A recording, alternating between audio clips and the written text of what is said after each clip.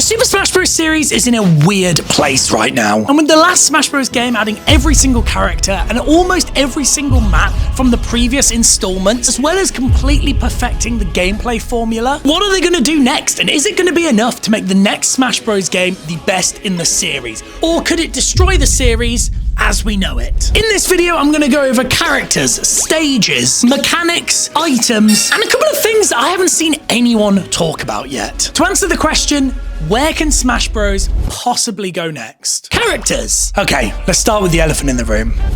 Will you just get out of here? With Smash Bros. Ultimate, we got the earth-shattering news that every single character from all the previous games would be in this game. Everyone calls it the everywhere is here gimmick because of what they said in the trailer. So where can you go from here? What we need to understand is we're probably never gonna get an everyone is here ever again. Me and many other people think that they're going to scale the roster back, having fewer characters, but focusing on those characters in far more detail. Hopefully so that there are no two characters that feel at all alike. Adding more fleshed out animations and voice lines, new movesets for characters based on the moves from their previous games, and maybe even more in detailed skins instead of just color variations. Now, although we're probably going to get less characters, I don't think this means we shouldn't add any new ones. Nintendo characters.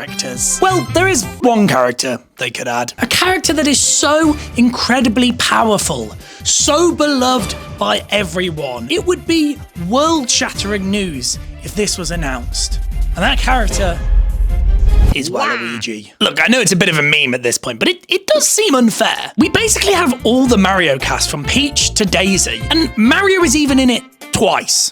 And you know what? To add insult to injury, even his brother is in the game. Wait, are they brothers? Oh yeah, how are they related? They're not related. My whole life, I thought that Wario and Waluigi were brothers, and they were the cousins of Mario and Luigi. Apparently this isn't right at all. So you're telling me these two random friends dress up in colour-swapped outfits of each other, which in turn are colour-swapped outfits of two brothers that they hate? What? With Waluigi being such a tall boy, I think some of his moves could be really interesting. Thinking about it, Wario hasn't actually been in that many games. His final smash could be like him and Wario teaming up and like capturing the player in like an old-timey way, like tying them to a train track or tying them to a chair. I feel like that'd be like right up their alley. And then maybe like Wario could like fart on them or something. Why is Wario's maid thing farting? In terms of other Mario characters I would love to see in Smash Bros, I'd love to see my boy Toad, and maybe even Toadette as well. It would be so cool finally seeing Toad stand up to Bowser for all the horrible things he's put him through. Maybe you could do a head pound like Luigi. I feel like that could make a lot of sense. And hear me out here, maybe Toadette could fight like an ARMS character using her pigtails? I think that'd be so cool. And I think Toad's final smash needs to be something Captain Toad related. Maybe he just puts on the helmet, he jumps into a minecart, and it just crashes along the stage. That'd be kind of cool. Look, you know my opinions on Toad. You've heard me say many times, Toad's my boy. Nintendo, I want to see more of him. Who's that Pokemon? Wrong. It's Melskada and Quaquaval. I'd just love to see some newer Pokemon in the Smash roster. We got Incineroar, and in my opinion, that was a great add. And these are two of the newest Pokemon that I think would fit right in. With Quaquaval being a water fighting type, it seems just fitting. And with Melskada being a really fast grass dark type, it would just be very cool. Non-Nintendo characters. Now we already have Shovel Knight as an amiibo, which I don't own. Please can someone send it to me. And we also have him as an assist trophy in Ultimate. So surely it makes sense that we could just play as Shovel Knight again. I love Shovel Knight as a character. And I think his game being an old NES style game makes him perfect for him to be in Smash. Like his assist trophy, one of his moves could be he could dig up items if you're playing in an item mode. If you've got items turned off, maybe you could hit a character into the ground and dig him back up to fire him out the stage. His down B could be the bounce he does on his shovel. And maybe like in the games, you could actually bounce off top of multiple people to get more momentum. This would be incredibly fun in combat and make him a really mobile character. Another fan favorite non-Mario character that I think everyone wants to see is Crash Bandicoot. Can you imagine? We have Mario, Nintendo's mascot. We have Sonic, Sony's mascot. So where's Sony's 90s mascot? Where is Crash? Also, I am very biased. The first game I ever played was Crash Bandicoot 1. I am a huge Crash Bandicoot fan. And to see him in an arena with Mario and Sonic, I think 12-year-old me's mind would possibly explode. I also think Knuckles and Tails would be a great pick for Smash. We've already got Sonic, and maybe Knuckles and Tails can just be a variation of Sonic. Knuckles could be a more heavy fighter, kind of like a mix between Little Mac and Ganondorf. And Tails, I can imagine him feeling a little bit like Kirby. Or they could just really confuse us all and go, here's Big the Cat, who is not the most loved character, but I'm weirdly not opposed to it. And before you say none of this is very likely, well, we got Steve from Minecraft. And this is still probably one of my favourite stills from a trailer, probably ever. Stages. And before we get into what new stages I think should be added, there's another really big elephant in the room. Oh God, there's two of them now. The stage builder.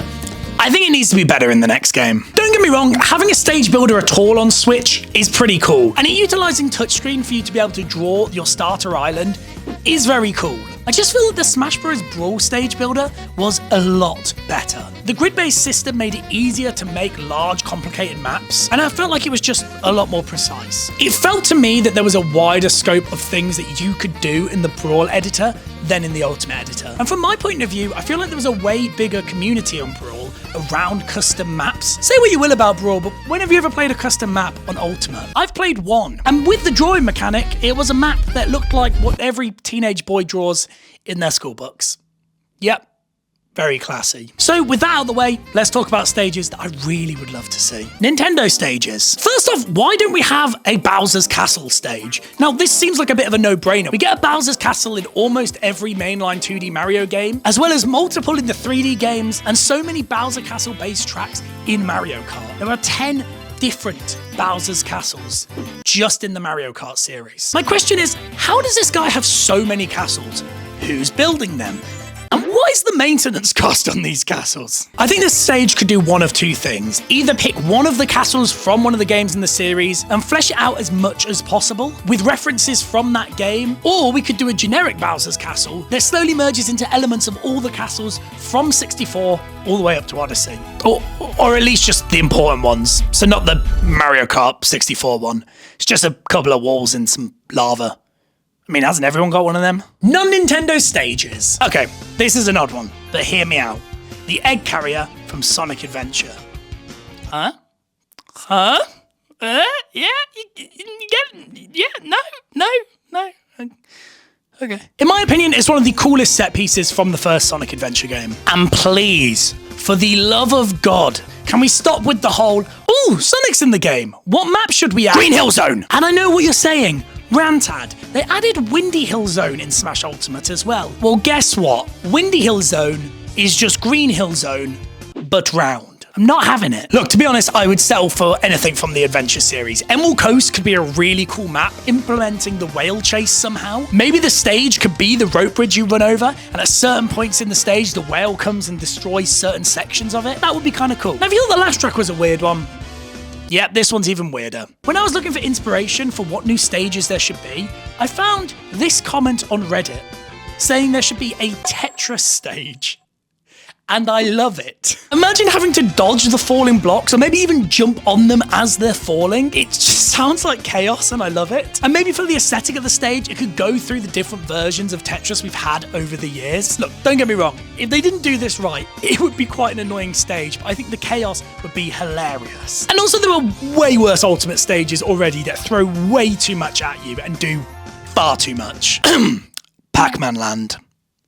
You know who you are. Mechanics. Before I get to the main mechanic that we need back, I want to talk about something that I haven't really seen many people talk about. Now, for a game that's meant to be like this big crossover event, there doesn't seem to be many character interactions. For example, in the Injustice games, depending on what characters you pick to fight each other, you get a different cutscene where they're talking about different things. They could be referencing their rivalry, their friendship, or something that happened in one of the comics, TV shows, or films. Now, I'm not saying we should have a cutscene before each fight, because that's not very Smash Bros. But maybe some of the voice lines in-game could react to the other characters. Like, for instance, Bowser could be like, I have 10 castles. And Mario could be like, mate, why have you got so many castles? We kind of got more of this in Brawl with the story mode, Subspace Emissary. Each cutscene there gave us some cool insight into characters that we never thought we'd see interact. And this leads me on quite nicely to my next point. The next big elephant in the room.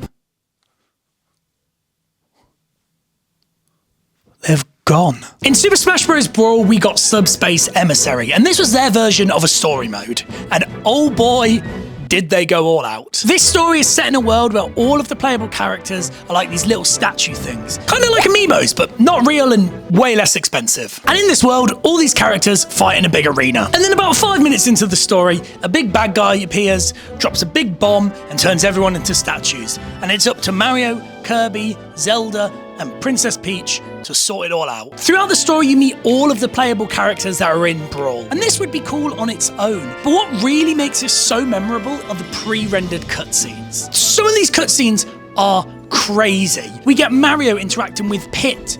We get Fox interacting with Diddy Kong. I mean, look at this. This is Diddy Kong riding Rayquaza. This just sounds like fan fiction. And actually, while we're talking about fan fiction, did you know that one of the longest written works of fiction in English is a Super Smash Bros. Brawl fan fiction? I'm not even joking. It's called The Subspace Emissaries World Conquest and was written by Aura channeler Chris. It is 4,100,000 words. Just for some context, for the average person, that would take 213 hours to read. That is 8 days of solid non-stop reading. This itself just shows how much the fans loved this mode, and probably to this day it is still one of the most ambitious things Nintendo has ever done. And well, yeah, you could argue that the gameplay of Subspace Emissary is a little bit lackluster. But that doesn't matter. Having a story that includes this many different characters from so many different franchises, fighting enemies from their respective games on maps that, you know, almost resemble those games, with music from all those games as well. It's unlike anything I've ever played. So what did they follow that with in Smash Ultimate? It must have been something incredible. World of Light. They replaced it with World of Light. It's like a big board game thing. Yeah, I don't like it. World of Light is the story mode in Smash Bros. Ultimate. It's like a big map that is absolutely huge, full of little fights referencing other franchises. Don't get me wrong, they do this in some clever ways. Having existing characters have power-ups with something called spirits kind of makes them resemble characters that aren't in the game sometimes. But unfortunately, it doesn't mean that the gameplay is not boring and incredibly repetitive. And what's really sad is the cutscenes we do get in World of Light are really cool. Obviously, they are way higher quality than the Subspace Emissary ones. They give me this really edgy vibe. I feel like Smash Bros. Is the only series that can make Mario look like a badass. Some of my favourite bits are at the beginning when all the characters are getting eliminated. They're all running away, but Snake is just in a cardboard box. And also later on, we get this incredibly creepy puppet scene. It explains that the souls are puppeting clones of the characters, and it is genuinely a terrifying cutscene. But then that's kind of it. We get a couple of cutscenes at the beginning, some halfway through, and then the majority of them at the end. This is such a shame because we kind of got a glimpse of what these cutscenes could have looked like, and it would have been so cool if we got another Subspace Emissary. So in the new game, I would love a mode like Subspace Emissary, and I'd even settle for one that doesn't have to include all the new characters because I don't know how you'd make a cohesive story from that. Gameplay. A lot of people are saying that in order for this game to succeed, there needs to be a reboot of sorts. A new gameplay style that flips the formula on its head. And I couldn't disagree more. I think they absolutely nailed how a Smash Bros. Game needs to feel with Ultimate. And yes, the online is a completely different story, but that's easily fixable. When you're playing single player at least, the controls feel snappy. You can pick up and play any character and then put all the time you want into learning each character's intricacies. There we go. I said it. That took a long time. And this is what I like so much about it. Smash Bros. Can be the deepest game ever with the most complicated mechanics, or you can just stand there and just punch and possibly still win. So that's why I don't think we need to change the gameplay at all. But I am also a filthy casual. So the pros are probably going to not like that take. But, you know, sorry guys. Items. Okay, this one's controversial. Until playing Smash Ultimate again for this video, I never used to play with items. Most of my modes have items just turned off. However, for this bit of the video, I turned items on. and I had a really good time. I think I'm over the whole I'm gonna get good at Smash Bros and sweat it, and I just kind of like the fun chaos of all these random items falling onto the stage. And a lot of the time, you have no idea whether you are picking up the most powerful item in the game or just a Pokeball that you're gonna throw and a Pokemon will come out of it and just kind of look at you and not really do anything. And yes, I can acknowledge that that's not very good for competitive gameplay, but that's also not what the items are for. And I also do think there should be some trap items or like fake items that damage yourself. Because at the moment when you're playing with items, you just kind of pick anything up and use it because you know it's going to be vaguely better than just punching. Whereas with this system, it can add a bit more strategy. You could think, do I really need to pick up this item? Am I really losing that bad? Am I going to risk getting knocked off the stage just to use an item that might help me win? I think we need to cut down the amount of items and refine them to just the best of the best. And I would do that, but have you seen how many items there are in Smash Bros? Like I said, I still don't know what half of them do, and to be honest with you, I don't even think I've used half of them.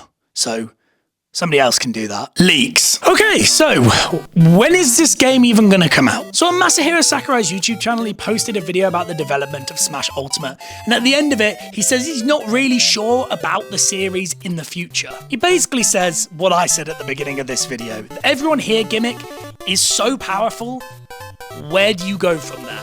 But it has also been reported that although he said he doesn't know where he wants to take the franchise, he has said that he's willing to work with Nintendo of it, which is pretty mad. He literally retired last year. This guy just loves Smash Bros. If the next Smash Bros game can take just a couple of the things I've talked about today, I think that the next Smash Bros game could be the best in the series. And if they mess this up, the future of Super Smash Bros could be looking a little bit rocky. And if you want to see a video about a game that did ruin its franchise, you should watch this video here. Go on, click it.